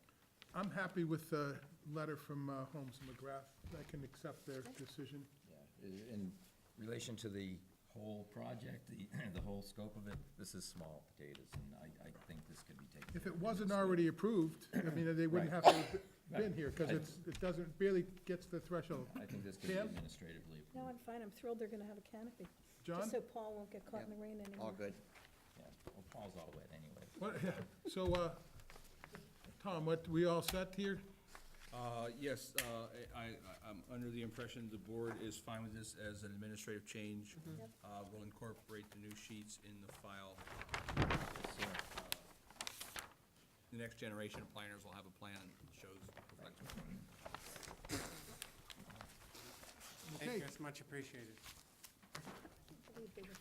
Mine are yours, it's yours, mine's in here, here we go. Okay, Joint meeting. Horrible. next item on the agenda is dates for the joint meeting with the Board of Selectmen. Tom, what are the dates? If I may, July 29th, August 26th, September 16th, and October 21st. I had opined to the board that July 29th is Mrs. Bott's birthday, and I prefer not to be at a meeting, particularly because I expect to be in California near my son's house in Oakland. So Personally, I would prefer not to meet on the 29th. I think when we look at the August 26th dates and September 16th dates, we're in a circumstance where we're far enough away from the fall town meeting that they don't sort of come up to work, so the other things that we're gonna be doing, because we're gonna have a fairly significant lift for a town meeting. What were those dates again, Tom? August 26th? August 26th, September 16th. Now, this is gonna Also be, October 21st. this is just two boards, not Correct. the super thing we did. That's correct. September 16th. So we would be hosting and largely setting the agenda. So much like the housing summit that's recently been discussed, you'll find a date and a space, and you fill in specifically what you want to talk about at that So point. these would be about things that the planning board wants to discuss with the selectmen. Yes. So, and in we're the, gonna be, we'll set the agenda and it's our night. That sounds pretty So good. to read specifically from the email, the Board of Selectmen and Planning Board hold two joint meetings annually, one hosted by the Board of Selectmen and one hosted by the Planning Board. The Board of Selectmen has set aside 5 meetings this year for joint meetings. Please let us know if these dates work for your board to meet with the Selectmen. Also, if you have suggestion dates to host the Selectmen, please provide those in the dates, and I will forward them to the Selectmen. I'm all set with any dates. Does anyone else? I'm glad to work around Tom's. Yeah. I think September is better because all of us have company coming in one time or another during the summer, and it's Yeah, very difficult That to sounds like a good, get all of us together. so pick a date in September and run with it, Tom. September 16th. Okay. Pencil it in, and then we will get busy over the next month or so at putting together the agenda for what we'd like to talk about at that joint meeting. Okay, letter of support for Mass DOT for the Woods Hole Jitney stop. That's been decided, you all set with that? Yes, by acclamation, we will be writing a letter of support for the Jitney stop, and I'm under the impression not necessarily pressing for, at least for sidewalk extension, other than the sidewalk in front of their property. Okay. Gonna move on to the next item. Everybody ready? Yeah. Good. Okay, recap 2019 Springtown meeting. Well, I can tell you, from my perspective, it started off unbelievable, moving very fast, but it started to go downhill late in the evening and then in the next day. So town meeting's a hard thing. Pat, you had some specific things that you suggested, I thought they were really good. It came to me that in all the time I've been going to town meeting as part of the planning board, because I'm not a town meeting member, that when we or another entity proposes indefinite postponement, all we do is get up and say indefinite postponement. And then somebody makes a positive recommendation, and guess what? They get to talk and talk and talk about it, and then the moderator goes directly to the town meeting members. And I know I've been caught there trying to get a comment in, and haven't been called on, the vote's called. So I suggested, I ran into Frank Duffy, and I said, I think it would be a really good idea if the moderator, after the positive recommendation, calls on a member of whatever entity Right. recommended indefinite postponement and allows them to speak and give a more fleshed out reasoning behind that. That way you put town meeting on an even platform in which to debate. And Frank said, no brainer. So I sent this off to David, and he said, what'd he say? Good idea, or something Yeah, like that? good idea. Okay. We could have saved an hour. Easy. If I would have simply got up, and I probably just should have stood there till he recognized me, and just said, the reason why we indefinitely postponed this is because the applicant didn't show up and we didn't have a hearing. That point wasn't made to town meeting for 45 minutes while they argued about it. And it was, we should have done that. So I did it without asking by your leave, because I figured it was no-brainer. I don't see And I it. can't do anything about it. It We're is gonna up to talk about David. other things, but that one's okay with everybody? Absolutely. Okay. Yeah. But, Okay. I actually thought that having the planning board meeting scheduled for every night was a really good thing to do. We got in and out of there fast. And what that kept us from getting pinned down as we did in future years, and I'd like to stay with that aspect. And I guess we gotta make sure that everyone knows we're gonna be meeting, Yeah. okay? Yeah. That it isn't it's not a maybe, we're gonna have those things scheduled if we need them. We may know the night before that we won't, but we're definitely gonna schedule them. Okay, you all good with that? So that's not gonna change. Yeah, well, sometimes I think it's a little tough when we don't, if we're discussing our articles, but there were articles that we didn't push forward that ended up impacting us in a way because of the hearings and because they were zoning issues. Right. And I think we just have to be clear that anytime there is a zoning issue, we need to have this meeting, and those items should be up on the agenda. Whether it's our article or not. Whether it's our article or not. Yep, I so- think any zoning article should, I'm in agreement. That allows maximum flexibility yeah, for us to deal with it. yeah. Paul? Yeah, I'm still amazed that this perception is still going on at town meeting that the planning board is against solar energy. I know that was one individual, but there is a perception out there. And the particular article was raised about adding the ninth criteria to site plan review. And I think the planning board probably should have gotten up and said, this is not our article, we endorse this article, and given the example that Bob used, that a developer came in and said, if you reorient the building, you consider solar panels.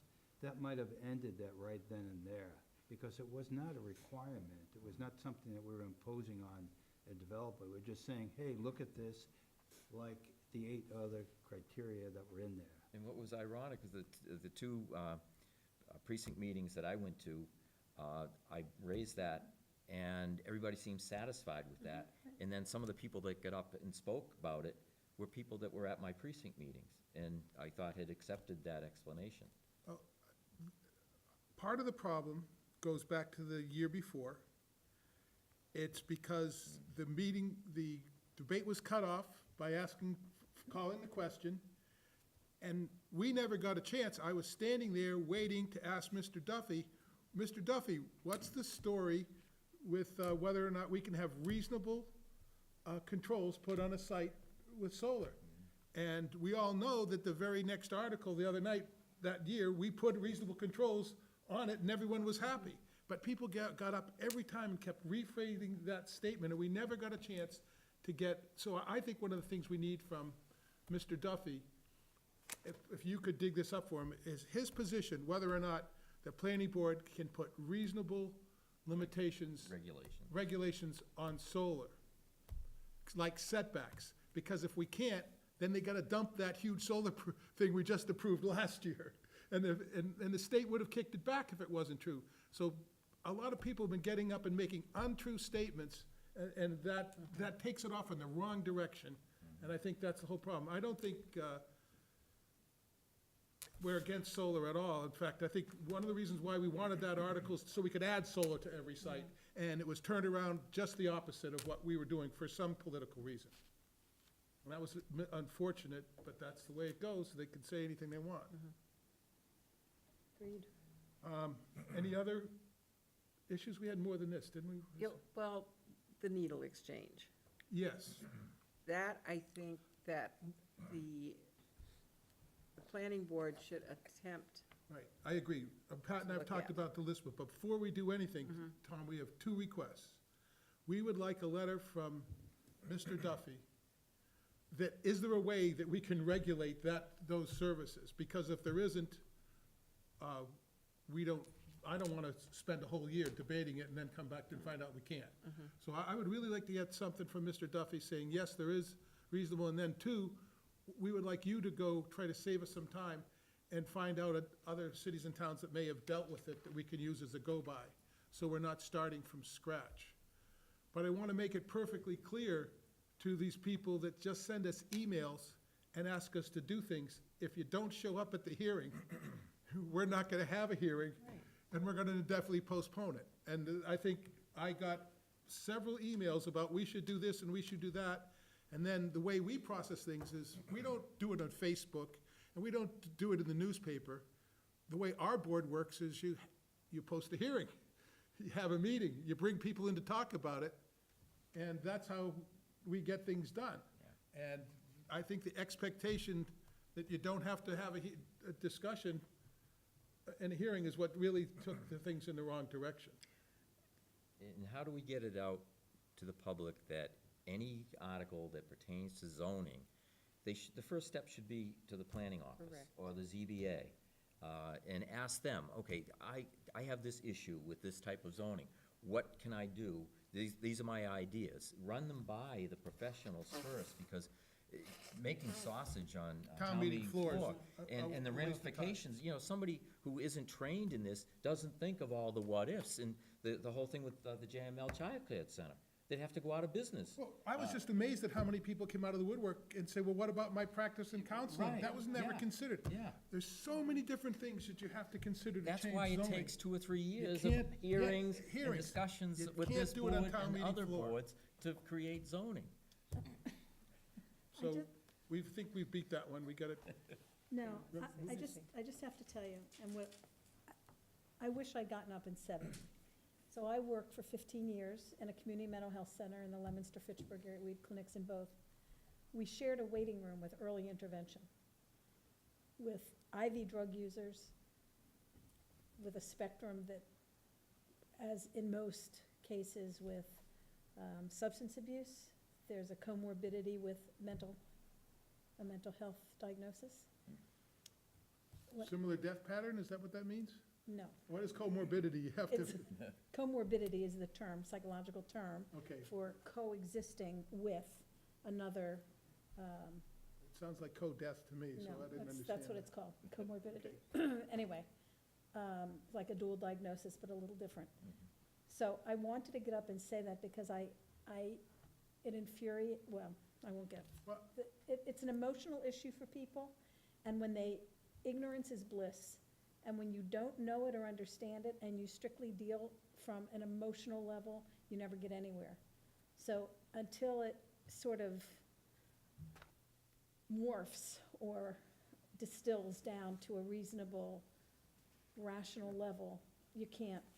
That entire with it. hearing that we ended up having on town meeting floor should have taken place in this room. Exactly, and that wouldn't have gotten to town meeting And the it way it wouldn't have was. gotten to town meeting, but Right. the fact that it was skipped, it got it to town meeting at that level. Yeah. And it started to go like they were gonna make a change right there. It would have been a really bad thing, Horrible. because there's so many people brought up great reasons why we shouldn't do it on town meeting floor that I had never even thought about. Yeah, So that's why the process is really yeah. what people need to understand. It's just not writing it down on paper and sending it in and getting the votes. We go through many, many hearings. When we did the accessory apartment bylaw, we probably had 7 different hearings, public discussions. It took 2 years. TV Interviews. interviews. Not just slam bam to drive it through on one time. That's how you make really bad mistakes. Exactly. And I think there's a misconception that you could just get enough people to write enough things or say something about it that the planning board will just throw it in. And I think we could have made a terrible mistake if some of the smarter heads and on town meeting members didn't get up and stop it, because it was going in the wrong direction. There That's the was way- a lack of knowledge as to what Brian found out by having the GIS draw 500-foot circles around all of those Can you prohibited. Pop those up, Corey? Can you just show those for a There were second? 3 places in this I town. know they're up there. You want me to do it? Well, anyways, what we found, I think just the statement is. okay, we don't probably have to, gonna I'll be just, enough. I'll just state it. We don't have to. We went through 4 or 5 hearings for the marijuana, medical marijuana thing, and we did a huge study, had lots of hearings on it, and we did a study with both GIS and planning, and we put a 500-foot circle around all the B2 zoning in the whole town, and saw where it overlapped with schools, churches, other areas, and it became clear that there were only 3 locations in town where the medical marijuana could fit. And we kind of forgot that information, but yesterday I walked into Bob Shea's office and had him go through his emails, and we found it. And that should have been done also. That's the first exercise that should have been done when we were doing those things, that the study should have been done. Okay, you want a 500-foot circle, let's see how many places there are and where there are. And we had done all that work before. The last time these things were brought up, that level of study was done, and that was just completely And that glossed goes to over. my point of you come to the boards first, and that's what can get done. They would have known that if they would known have that. been here at a hearing, we would have said, you better look at these files we have right here. Here's the 3 locations, and that's where it's at. We have somebody in the public, this is our discussion about what, but I'll open it up to somebody if you're all done. I just want to give Tom just an FYI. Framingham is the first community to start a needle exchange program through JRI, Justice Resource Institute. So they have a sort of a parental lead. It's just not a freestanding. So if you want to check, I mean, that was from September of 2018. I just couldn't remember. I knew there was one town, but I couldn't remember it. It's Framingham. Very well. And in an email back to the town manager, and I want to point out that some of the emails we talked about, there aren't emails between the entire board. Typically, there are emails between staff and chairs, staff and management and things like that. So I want anybody to get the impression we're having a discussion outside of a meeting about these sort of things. So the email about, moving forward with creating zoning for something like this. Needle exchanges, you can't prohibit. They've already been determined by the Supreme Judicial Court that you can't. The issue of public health, which is what this all started off with the AIDS support group, it's a larger issue than just a zoning issue. Zoning is just, has a very limited application in this. So much like if I was a doctor, I would say we have to figure out what the problem is before you start introducing cures.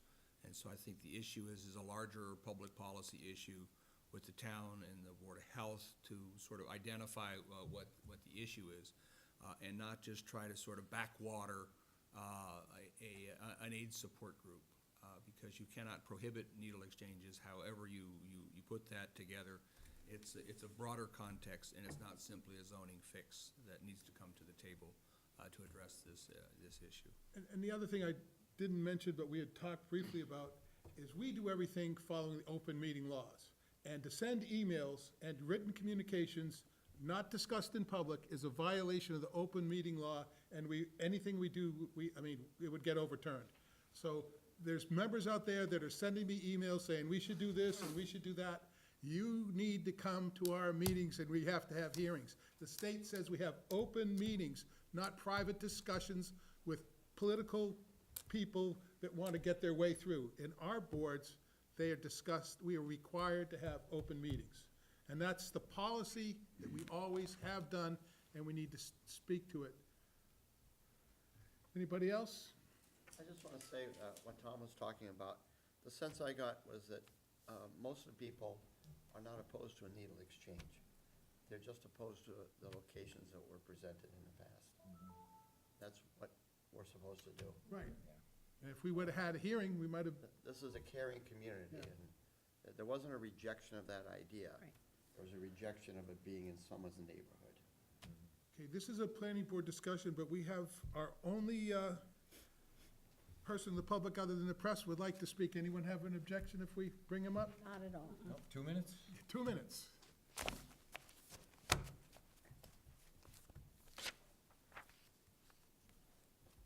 Thank you very much, Mr. Chairman. Grant Walker, 71 Philadelphia Street, Precinct 3. I have a question because you're all talking about what I came here to ask you about. And that's basically my question is, how does a ordinary citizen like myself, I'm not a board member, who thinks he may have an article for town meeting that comes under your, comes under your board's purview, thank you very much. How do I go about that? I haven't done it. I mean, do I? Real simple. At the beginning of every one of our meetings, we have a public comment question. You could come up to that meeting and suggest, I would like to have this as an agenda item. You put it out for us, and then if one of us picks it up, when we talk about future agenda, it goes on our agenda, and away we go. And then I come to that meeting and. You gotta follow the meeting, yeah. And I discuss it Participate. with you. And does it make sense? I'm thinking I might have an article one day that I think that kind of should be a planning board article. I mean, can I, as a citizen, work with you and the planning Well, you department or could show whatever up to and come up say- with an article? You could have come here tonight, and you could have said, this is what I would like you to do, and will you please discuss this in the future? And somebody would have, one of us has to, either myself or another board member, when we get to the end of every night, we have something that is on our agenda called future agenda items. And if they heard you say that in the beginning, and we pop it, we bring it up then, it's in the system, it started its process. So you just, basically, you come to a meeting, is the answer. What's your idea? Yeah, with you. Well, we're gonna go, our next thing is future agenda items, you, Well, no, I'm not ready to do that yet, but, and the second thing I'd like to say is, everything I've heard you say this evening about the various items that came up at town meeting, I just would like you to know that I agree with what you're saying. And you probably know, I feel like I am an advocate for solar. I never have questioned your right to reasonably regulate solar. I think you have that right. I don't think you need any opinion.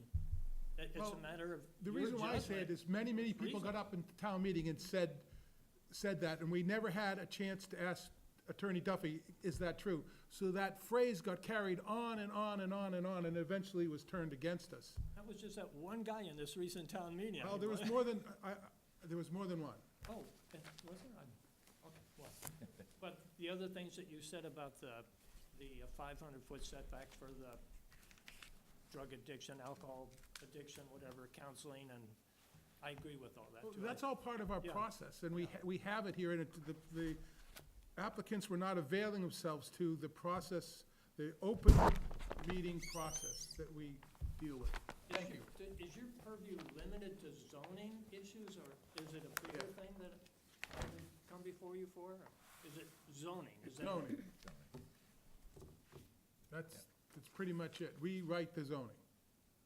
So if it's not asking for a change in zoning, I don't come to you. You go to another board. In fact, if you come to one of our boards, you hear me say this all the time. People come up and they start us asking questions, other thing, I go, time out. That's a Wednesday night meeting, you gotta go to, Board Concom, or that's a Thursday night meeting, you go to ZBA. They all have open meeting laws, they all have public comment laws, and we all try to deal with just our own issues. This is not a venue for someone to come up and talk about anything they wanna do in town. This is what we wanna talk about, zoning issues in town. We also have site plan and design. And site review. plan review is part of it as well. I may get corrected here by a No, town no, planner. no, I just wanted to say that in the time I've been here, I've tried to be accessible to folks and talk to folks. And that is, you can be impaired by your own success. So I have, I do my very best to talk with folks about, in getting back to things. And some people will tell you, he's not very fast sometimes at getting back to you, based on the things that we've got going on. But I do try to maintain an open door. Calling me is a terrible idea. Sending me an email is a much better idea, so it can sit until I get a chance to get to it. But I'm willing to chat with folks to the ability that I can, and as we get fully staffed up, hopefully we'll have more of that, I'll have more of that time as well. Okay, Jim, okay, Thank you very much. Paul? yeah, you had asked Mr. Bott to query town council about what we can and cannot do Right. with Needle Exchange. I'm curious because we talked previously about sober houses, and nobody seems to know how many there are. I mean, I've heard numbers of 50 and more, and we seem to be restricted on what we can and cannot do. I was told And- we can't because of Americans think with it's related. Disability Act. And I was told by our previous building commissioner, don't waste your time, you can't do anything about it. Because we would get letters about it from neighbors, abutters. And I have a feeling that we're going down that same road with this issue, and I Why I'm want asking the right, question. and I need wonder how that's clarification. related, Right. if that's related at all, because I know we've been told we can't do it with that element, but can we do it with this element? Well, that's why I know. don't want to spend, need you to know, somebody clarify. made a recommendation that the town moderator appoint a group outside the planning board to take care of this issue, and I think it'd be a colossal waste of time if in fact we shouldn't be doing it in the first can't. place. And that's why I want Tom to answer both those questions, one on his own from what other towns are doing, and thank you, Pam, for that heads up. And two, I'd like a response from Mr. Duffy What we can and giving can't us some do. guidance, because I really want to help out, but if I don't want to waste 3 months talking about something we can't do anything about, and we need clarification on that. I'm curious, because they may be related. They might be. They might, but we don't know. Yeah, right, but we need that from Mr. Duffy. If you recall, a couple of years ago, we had a big discussion, I think social services were here, and I asked specifically how many sober houses are there, and she said she didn't know. They don't know. I said, are there 10, are there 20? She said, we don't know. I've heard a judge say there's more than 50. I don't know. I've heard 100. I don't know I've heard either. over 100, but that was But I do know that we were instructed by Mr. Duffy that it's not something that falls into zoning. It's somebody else's issue. And that's what I'm afraid the needle exchange thing is. I'm not sure, but Public health issue. I need clarification before I want to pursue that with our valuable time. Okay, next item, are you all set? General correspondence. General correspondence, I went through it. Yeah, we all had copies. Yep, Yep. and we have, there's really, a letter to Sue Moran thanking, for the housing people thanking for approving the, housing production plan. And then the other, for approving it. well, we approved it first, and then it was, yeah, she's approved it for her, yeah, but it was in our file. And then the withdrawal that we did a week or two ago, not the withdrawal, sending to the Cape Cod Commission, Referring it. La France, the hotel room, referring him to them. Those are the only two items that were in the board. I have received emails, I discussed them, they were trying to get us to do things, and I answered both people that, thank you, but please come to a meeting. Because I believe doing things on emails is a violation of open meeting law. And so we're not gonna go there. You all pretty much in agreement with that? Oh, yeah. Okay. Next, now, future agenda items. I got one. I'd like to meet with the Energy Committee, and Yes. possibly discuss, bylaws for solar development, maybe adding to the local comprehensive plan energy element.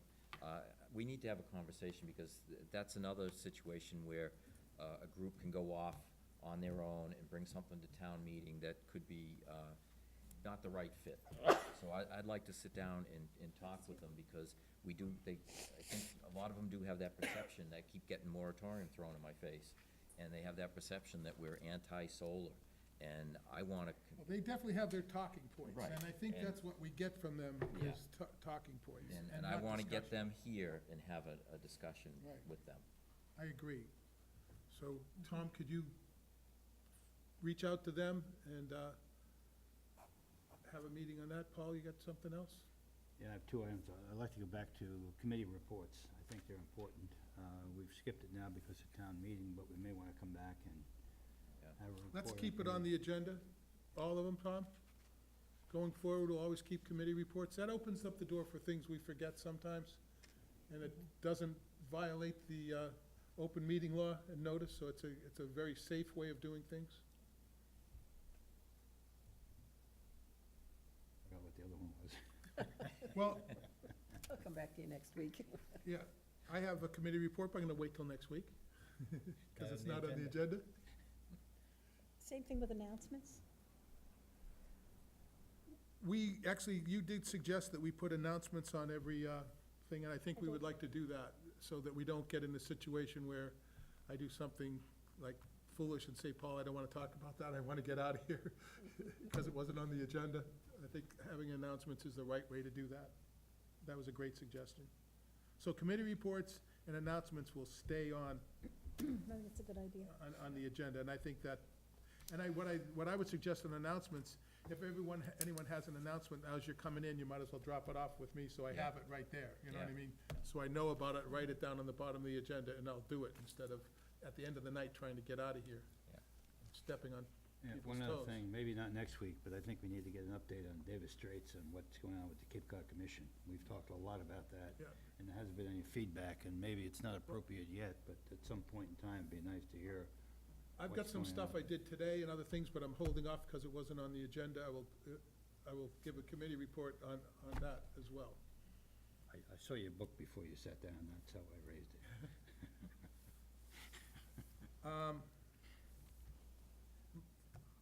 Future agenda items going? Anybody else? Next meeting, Next week. April 23rd, It's a week from today. week from today. Okay, meeting adjourned. Thank you. I was gonna say meeting adjourned. It's okay, we're a team. Pat couldn't stop running the meeting for a while, too. You get into the group.